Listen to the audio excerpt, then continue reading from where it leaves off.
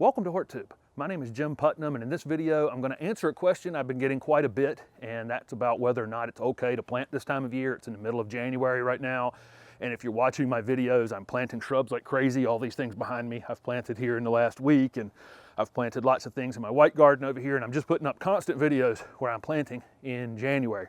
And I wanted to explain how I go about picking the plants that I would put in the ground this time of year. Things like this Camellia right here, where the highest zone it will grow in is zone 7, I avoid right now. I'm in zone 7, and I'm not going to be planting leafy evergreen shrubs that are only good up to my zone.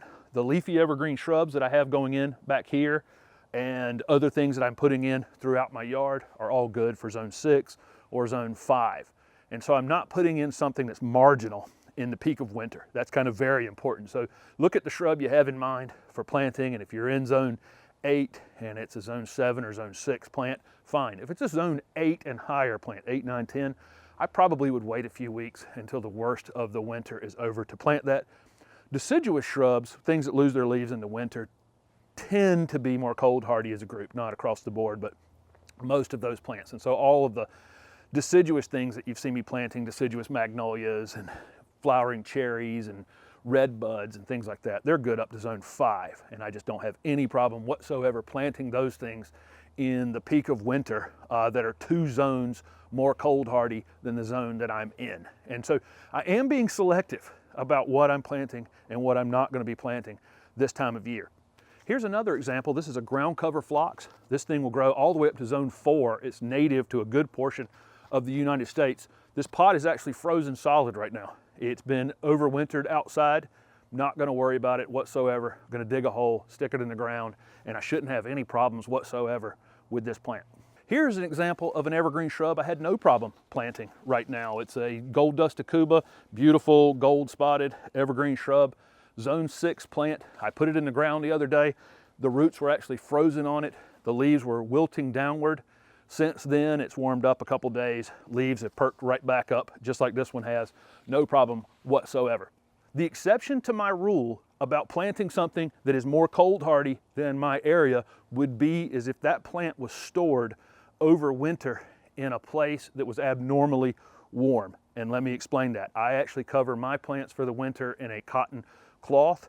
It's only giving me about 1 zone protection. So my plants are basically sitting in zone 8 instead of zone 7.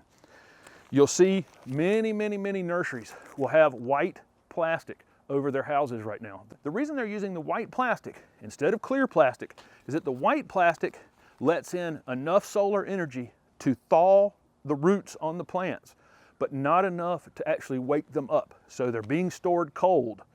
And this also adds about a zone. Same thing as my cotton covers. If the house is very large, it can add a little more than that. But the white plastic doesn't allow the house to heat up so much that it actually wakes them up and brings them out of dormancy. If you see a greenhouse with clear plastic on it this time of year, that's somebody who's actually trying to actively grow something in the wintertime. People that grow annuals, baskets, flowers, things for spring, and they're already getting started on them. They'll have them in clear plastic. People that are starting their vegetables early, that kind of thing. I'll go over a lot of these plastic differences when I do a greenhouse video here in the next couple weeks. I've got 2 videos coming up on building a greenhouse and building a frost protection house. And I'll talk more about the differences between using these 2 color plastics.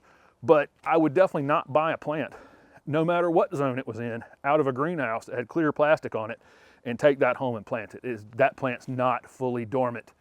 Not a good idea to be planting in January. You definitely wait until spring. If you go to a garden center right now and something's outdoors, or it's being stored under a white cotton, like I said, or white plastic, I have no problem taking it out, taking it home and planting it, as long as it's good for at least 1 zone or maybe 2 zones colder than the area you're living in.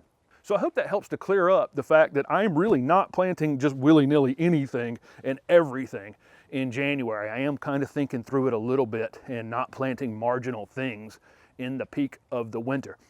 One thing I want to add to this video is the giveaway video is going to be on Sunday for the pruners.